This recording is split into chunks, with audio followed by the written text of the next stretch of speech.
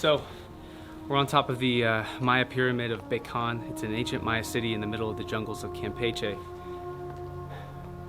Earliest estimates are about 550 BC were the first inhabitants to live here, and it wouldn't reach its height for another 1,000 years. And even beyond that, people lived here for another 600 years.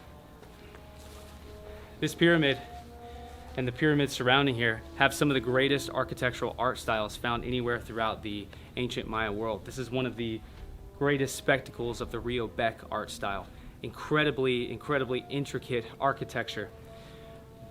Incredibly fine stonework on the casing stones. Look at these casing stones. Some of the finest stonework you see anywhere in the ancient world. On the exteriors of the temples, it would have been painted a bright red with cinnabar.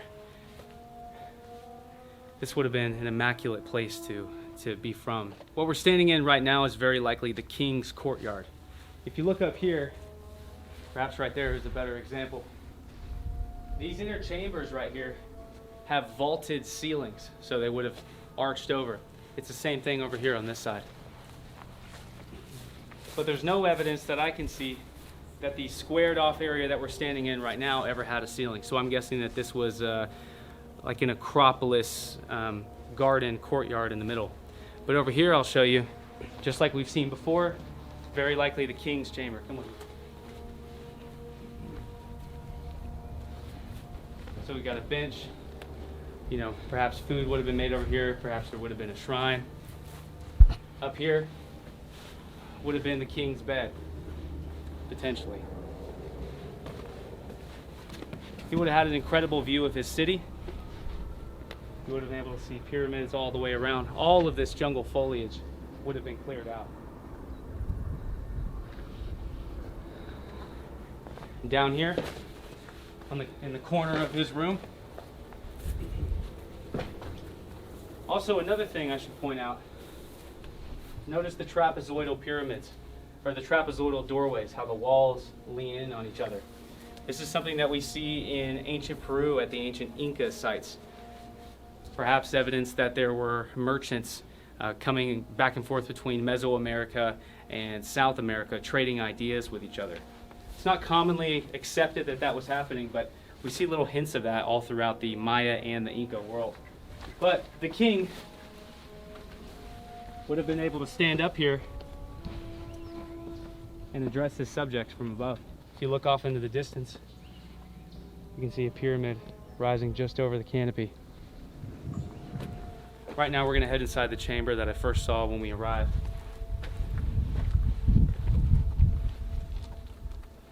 Most likely, this area would have been potentially just a homestead or a room to avoid the heat and the humidity, but also this seems symbolic. When you walk in here, it does seem ritualistic.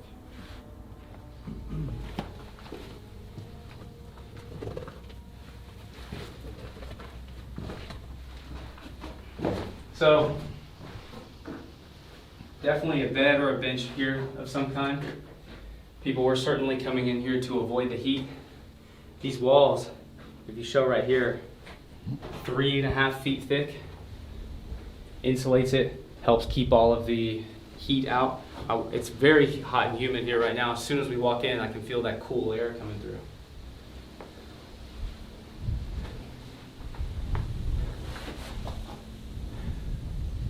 This is the opening to the chamber we saw.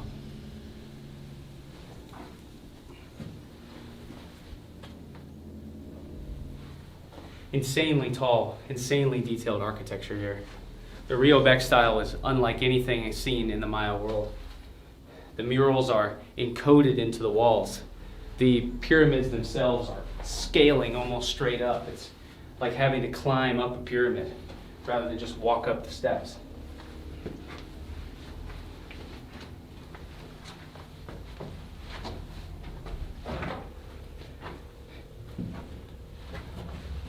I think almost certainly these inner chambers are meant for a ritualistic purpose.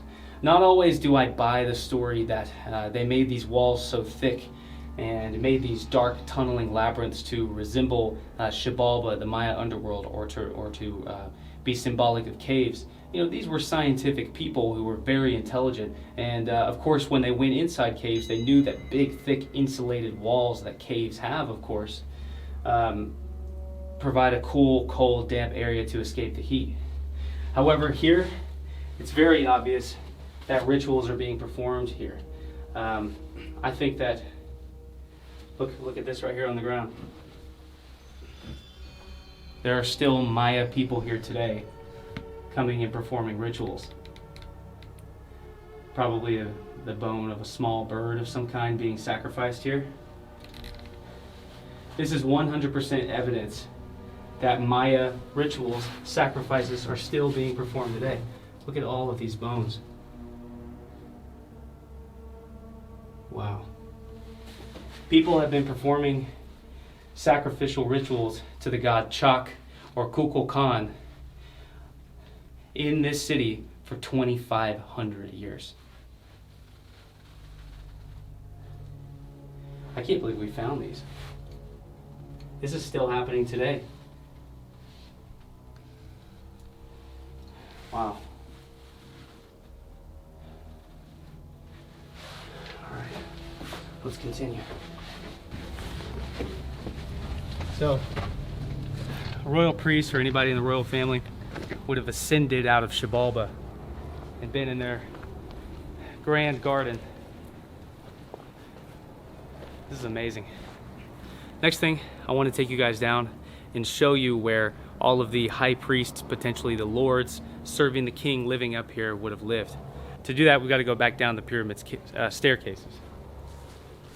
So, one of the things I was noticing when we were walking down these steps is look at how perfectly, almost symmetrical and uniform all of the blocks are.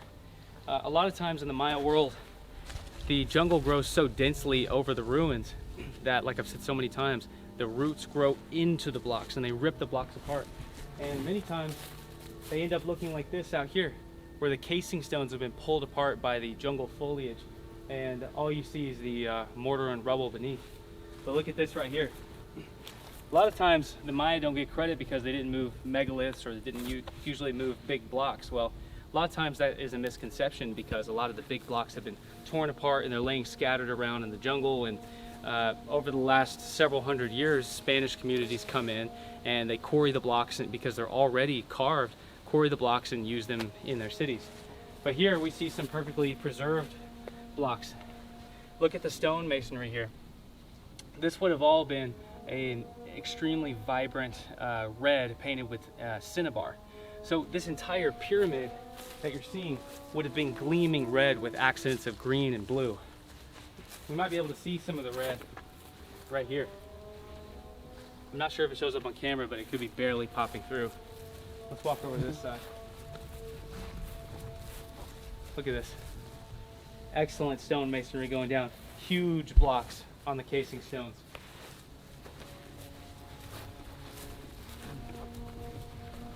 But over time, very likely, when this site was rediscovered by explorers around the turn of the century, there were probably trees growing all the way up on top of the pyramid. It could have looked like a huge mountain.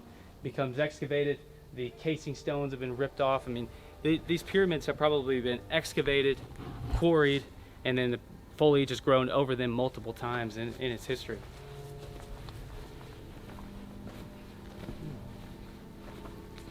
Look at these steep staircases. Look at the stone mason work for every step. This may have just been a symbolic staircase for, design work. But it's the Rio Bec art style is something beyond anywhere that I have personally seen in the Maya world. Look at that. That's just a remnant of how bright red these would have been. It's a bit darker than it likely would have been in its day, but this entire pyramid would have been a gleaming red. Imagine when the sun is setting and it's shining on the pyramid, it would have gone from a bright red during the day to this dark, burnt red.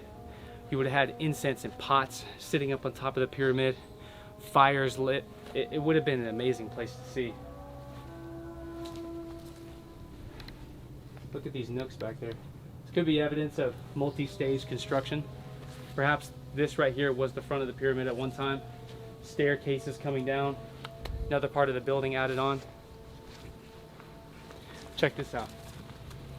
So a lot of times when you're at Maya pyramids, or when you're at Maya sites, what a lot of people see are just the pyramids standing like this. But look at the flat ground that we're on. This right here, this whole city, the main plaza of the city is standing on a pyramid. Evidence of right here. This isn't a modern staircase. This is an ancient staircase. This entire city, all 4 pyramids in the main part of this plaza are standing on top of a larger pyramid platform. If this was taken into consideration, many of the Maya sites are some of the biggest pyramids anywhere in the entire world, sometimes by far. So coming up here on the back side of Big Khan, you can swing over here and show the rest of the pyramid. That's the pyramid that we were just on top of. And on the back side of the pyramid is very likely the housing for all the high priests and lords and maybe the extended royal family. So we'll start over here and we'll go that way.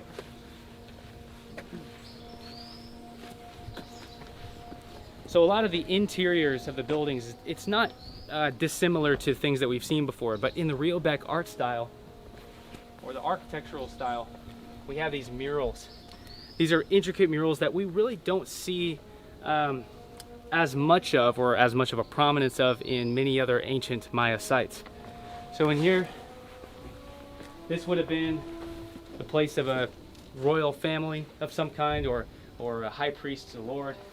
You'd have beds on this side. You'd have a cache potentially for an offering or for storage. Potentially under here you'd have something as well. There's something living down there. Over here you'd have another bed, another cache. And then coming up here, you probably have the patriarch and the matriarch of the family with their giant bed here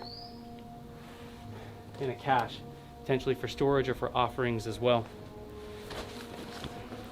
We'll come over here. A lot of it is much as the same, or a lot of it is much of the same. In here we see almost the same thing, but we don't see any beds. Could this be indicative of this being that same family's storage area, or was this just a home with no beds at all? A lot of these things we can't necessarily prove. Right here, you can show this. You can see the rounded corners on the end. This is pretty unique to this area of the Maya world. Definitely was showing the extremely skilled stonemasons that once lived here.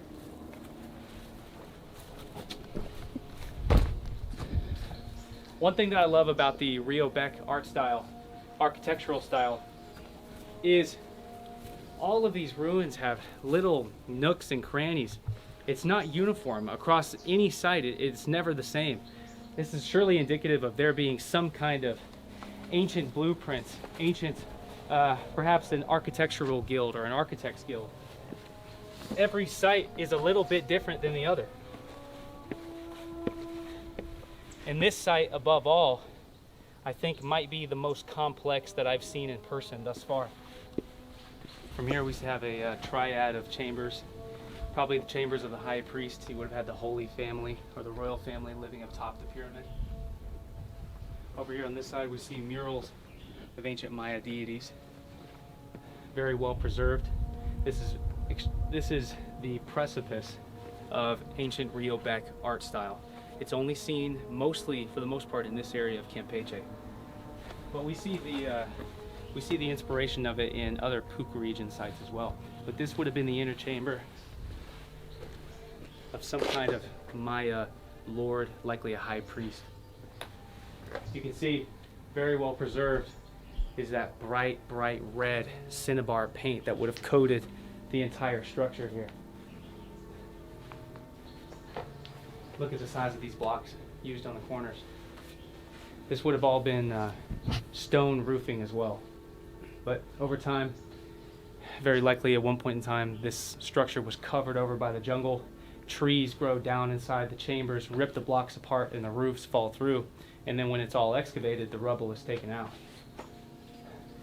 Very likely up on top as well, there was another chamber with an outer wall and a roof on top of it as well. And all of that came crashing down at one point in antiquity after the fall of the Maya. So headed up into another residential chamber here. We see another bench or a bed. And then right here we see, these could be benches or beds. They could just be decorated staircases. We see a wheel. We see these trapezoidal upside down triangles angling down. See more Rio Beck designs here. And then extending further into a chamber. If you guys are ever in Campeche, Rio Beck, Maya area, you have to come check out Big Con. This is probably some of the most detailed, most intricate ancient temples that I have ever seen anywhere in the Maya world. But anyways, I'm Luke Caverns. I'm an anthropologist that specializes in the study of early ancient civilizations. If you like videos like this, please like and subscribe for more, as that's really all you have to do to help me keep making these videos. Thank you.